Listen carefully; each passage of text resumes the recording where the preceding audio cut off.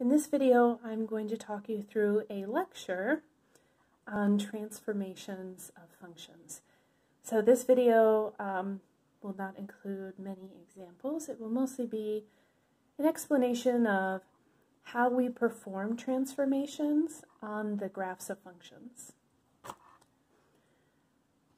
There are really three major types of transformations that we're going to be studying. So we can shift a graph, we can stretch or squish it, we can also reflect that graph. So what we're going to do is be taking graphs, so the visual representation of a function, and we can transform it. So we can shift the graph by picking it up and moving it, we can stretch it by making it wider or skinnier, and we can reflect the image. And there's two directions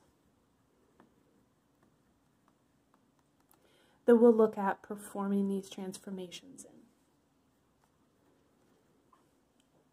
We'll perform these transformations vertically, which is up and down in the y direction, and horizontally, which is left and right in the x direction. You can also perform transformations on a diagonal, but we won't study those in this lecture video. So to organize today's lecture, I'm going to be using a big table to organize our information about transformations. So I'm going to organize our notes based on 4 columns. We're going to look at the function notation of a transformation. We're going to describe in words what that means. We're going to look at the visual, what that does graphically. And then I'm going to incorporate something that's unique to me. You won't find this in your textbook, but this is how I teach transformations, and that's by forming a recipe point by point on the function. So the first type of transformation I want to look at has function notation where your y-coordinate is equal to some function of x plus a constant c, or a function minus a constant c. So c is representing some kind of real number that we're adding to the output of this function. So these are examples of shifts. So what this first one here is doing, y equals f of x plus c, this is going to raise the graph by c units. So whatever value c happens to be, that's how far the graph will be raised. Or if we're subtracting c, this will lower the graph by c units. So visually, what's happening, if I draw a graph for each of these, so let's say my original function f looks like this. Then f of x plus c will be the same graph, but just raised by c units. So this is going to be shifted upward. So maybe I draw that in a slightly different color here.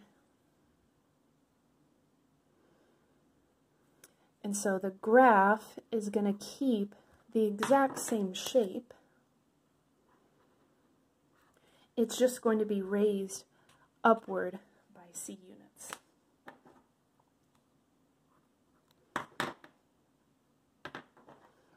So if I draw the same f of x here, then subtracting c is going to lower the graph by c units.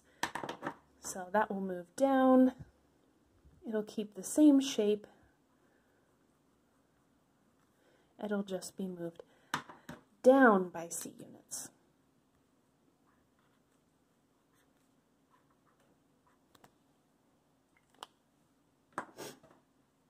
Right, so this is an example of a shift where the graph keeps the exact same shape. We're just picking it up and moving it. And so this is one of those examples.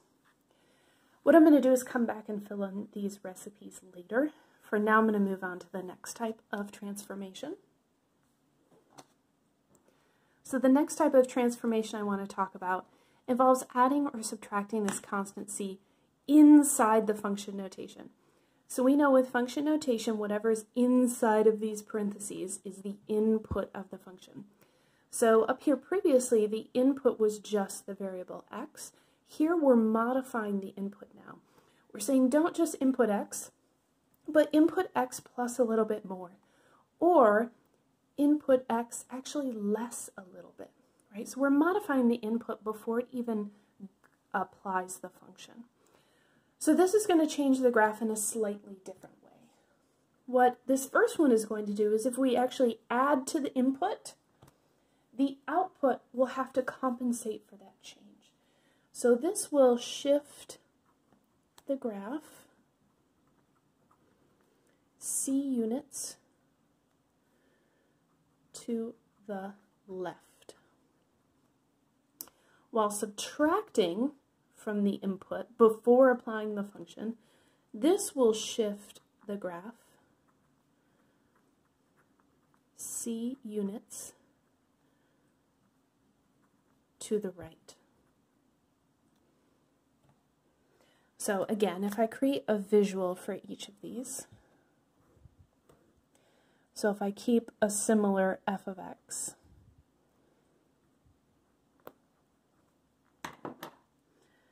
then adding c units to the input will show as a compensation in the output. So we're modifying the input before we even apply the function. This is just a shift, so the graph will maintain the same shape. All we're going to do is shift it c units to the left.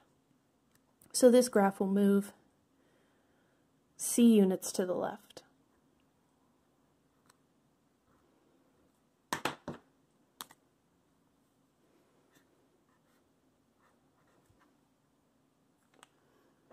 While subtracting from the input will actually shift the graph to the right. So again, it'll keep the same shape.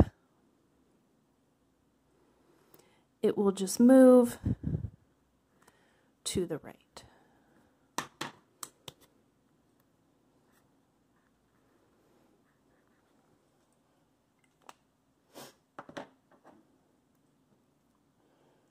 So like I said before, there are 3 different types of transformations.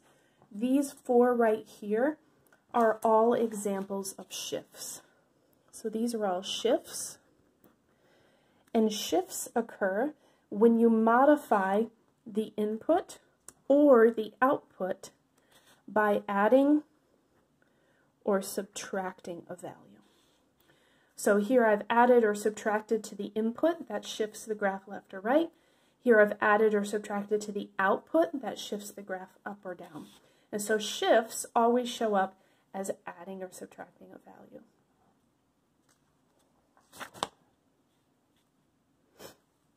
So if we come back and fill in this recipe, I call this a recipe, it's not quite a formula, but it's going to help set up how I can transform my functions like this point by point. So what I like to do is think about this as, am I modifying the output? So these are being added on the outside of the function, which modifies the output. Or am I modifying the input? Over here, inside the function notation, I'm changing the input, right? So if I were to look at this graph point by point, then an original point on the graph of f of x is going to have a point with coordinates x and y, right? These are some kind of numbers. These are actual ordered pairs on the original function f of x. My transformation, f of x plus c, adds something to the output, and the output is the y-coordinate. So my recipe for an ordered pair here is going to be that the x-coordinates don't change at all. I'm only changing the output, and the way I'm changing the output is by adding c to it. You can see I'm taking each y-coordinate here and adding c. Y-coordinate, adding c. The x-coordinate is staying the same. Similarly, over here with f of x minus c, the input is staying the same. The input is the same, it's just x. I'm modifying the output by subtracting c. So I'm going to take each y-coordinate, subtract c, and that will give me new ordered pairs on the transformed function. When you modify the input, you have to do something different. Okay, as you notice, here we've added c, but it doesn't move the graph to the right, it moves it to the left. Here we've subtracted c, which doesn't move the graph to the left, it moves it to the right. So here with your recipe, you're going to have to do things a little bit differently.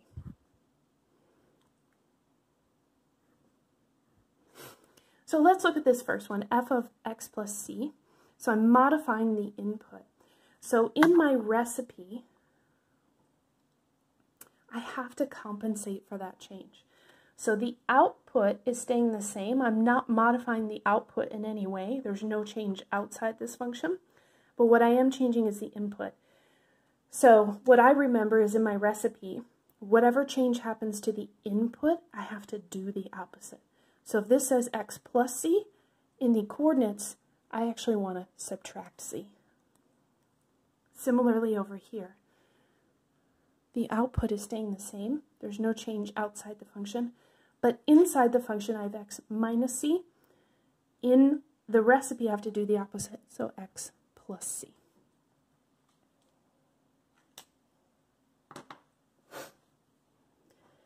I will have a separate video where I work through a couple of examples where I use these recipes. For now, let's talk about the other transformations we'll have to look at. Other than shifts, we'll also have to know how to stretch and squish a graph. So I could also have a transformation that looks like a constant times a function. So c is some kind of real number, and if it's being multiplied on the outside of the function, this is going to modify the output of the function. So there's two cases to consider. First, if this constant is bigger than 1 versus if it's a fraction between 0 and 1. Okay? So if this value is 2, 3.5, pi, 16, what this is going to do to the graph is it's going to multiply by 2, multiply by 3, right, whatever that number is bigger than 1, and that's going to double, triple the size of the graph. So if this constant is bigger than 1, we'll see a stretch of the graph. And because this change is happening to the output, this change is happening to the y-coordinate, then we'll see a stretch of the graph vertically. However, if c is a number between 0 and 1, like a half or a third, then if I multiply this function by a half, it will squish the graph or compress the graph. If I multiply by a third, it will become 1/3 of its original size, right? So what this will do is squish. We'll see a squish in the graph, again, in the vertical direction. So let me show you what this looks like. Let me draw a couple of visuals here. So let's say my original function f of x kind of looks like a w. Okay. So if I end up multiplying by a constant that's bigger than 1, then what's going to happen is this graph is going to stretch vertically. So the only thing that's going to change is the height of this graph. So each point, this is why I like to think of this point by point. If I look at these key points here, right? C, let's say C is 2, it's going to double this height away from the x-axis. Double. This is already at 0. 0 times 2 is 0. That point won't move.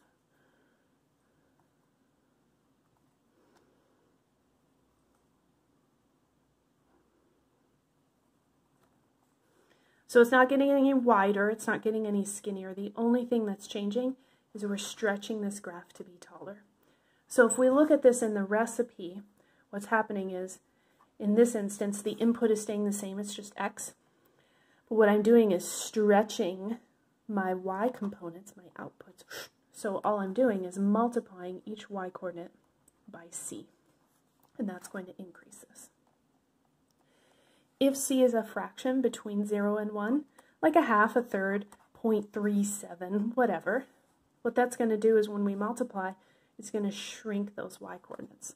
So it's going to lower these heights so they're closer to the x-axis.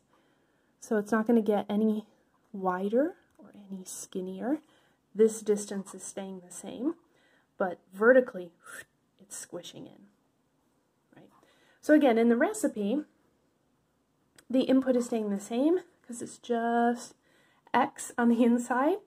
And the way we're compressing this is just, if this was a half, if we multiply by a half on the y-coordinate, it's just going to squish that graph in, right? So this is why I've lumped these together, is the recipe is actually the same, but depending on the c value, it'll either appear as a stretch or a compression. But stretching and compressing a graph doesn't just happen in the vertical direction, it can also happen in the horizontal direction. And so what that will look like in your function notation is if you're multiplying the input by a constant, right? So here the multiplication is happening inside in the input. I'm multiplying by a constant here. So this is what it's going to look like in the function notation. But we have the same two cases to worry about. If that constant is bigger than 1, or if that constant is between 0 and 1. We'll look at the negative case separately. For now, we're just considering c to be positive. So, if I'm modifying the input, the change visually is going to appear as a compensation. It's going to look like the opposite thing is occurring. So if I modify the input by doubling or tripling it, that's the case where c is bigger than 1, then what this is actually going to do is compress the graph. So we'll see a shrink of the graph horizontally.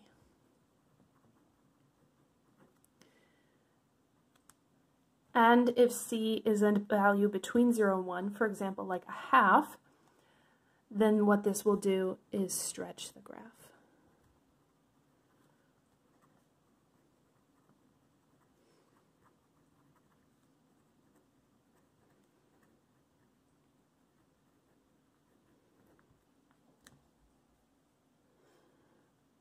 So let me show you what this looks like visually.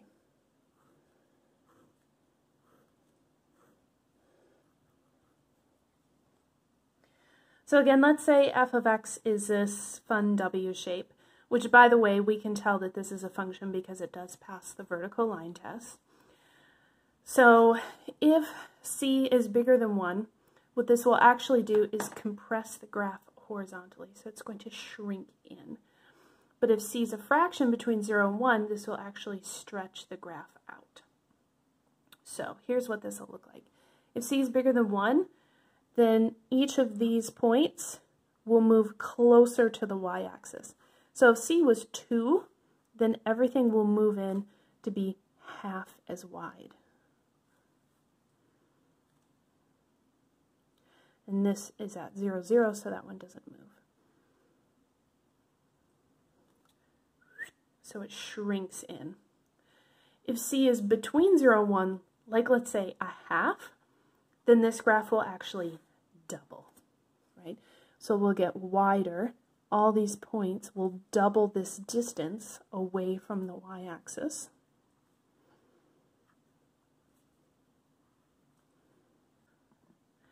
And it will become a wider graph. So what this looks like in the recipe, okay, so in this case, the only change being made is on the input inside the function, so all the y-coordinates are staying the same. As you can see, the heights of the points aren't changing. The only thing that is changing is the x-coordinate. And you're going to learn this as a theme. Whatever's happening inside the function here In the recipe, you actually do the opposite. So you're actually going to take each x-coordinate and divide it by c. Same thing here. You're going to take each x-coordinate and divide it by c.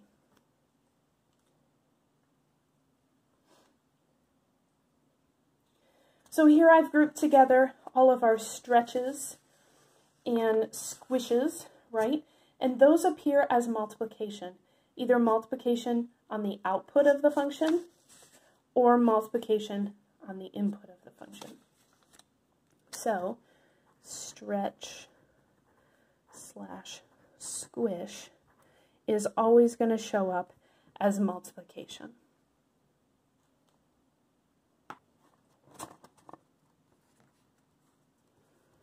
And then the very last type of transformation to consider is a reflection.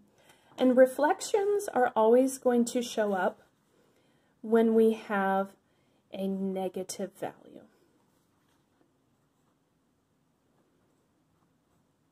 So if I'm multiplying by -1 on the outside or inside of the function, that's when we're going to see a reflection occurring.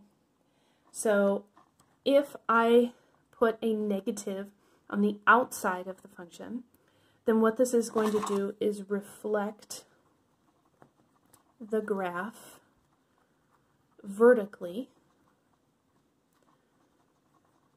because the change is on the output, on the outside, which is in the y direction, so vertically. And if that reflection is occurring vertically, then what I'm doing is switching the graph this way, right? So any points that were up here are now going to move down here, and any points that were down here are now going to move up here, which means if I'm reflecting the graph this way, then I'm reflecting this over the x-axis. So if we look at that visually, let's say my original graph looks like this, a nice parabola. Then if I flip this graph vertically, like this, right, then what that's going to do is take this point here and flip it up here. It's going to take this point, flip it down here, this point, flip it down here, and my graph is now going to look like this. So you can see it takes this picture and reflects it over the x-axis. So in the recipe, what that looks like, since I have a negative, I'm changing the output, is just to multiply each y-coordinate by a negative. Similarly with the second one, here I'm modifying the input. So this is going to reflect the graph horizontally in the x direction. And if I switch the graph horizontally, which is this way, right? So any points that were over here are now going to go over here, and any points that were over here are now going to go over here. So this reflection here occurs over the y-axis. So if I draw a similar picture, where I put my parabola over here, and this is my original f, then reflecting this horizontally is now going to reflect that graph over here.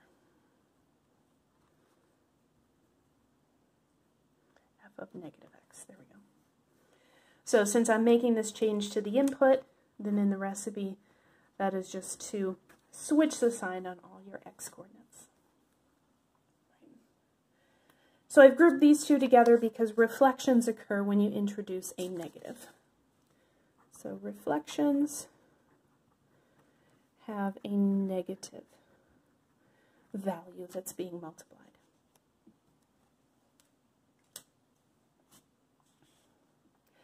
So that sums up our notes on transformations of functions.